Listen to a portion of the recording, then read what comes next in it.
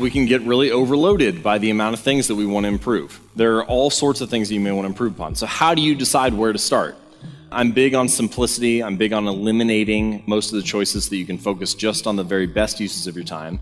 And if you're thinking, how do I decide what to focus on? I would say focus on the keystone habit. And a keystone habit is a routine or ritual that ripples into the rest of your life. It creates a cascade of good behavior. So for myself, my keystone habit is working out. I know that if I work out, I get the benefits of exercise, sure, but I also tend to focus better. I have this period of high focus, the post-workout high for an hour or so afterward.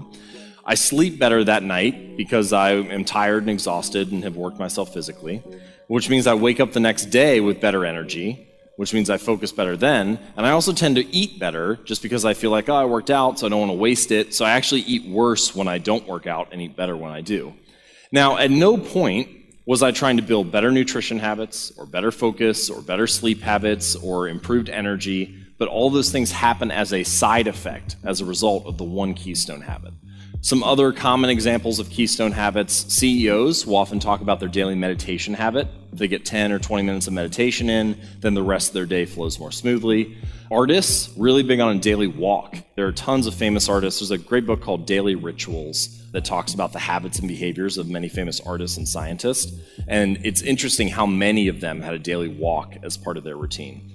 But these are some examples of, if you just do this one behavior, you can trust that it will ripple into other areas of your personal and professional life.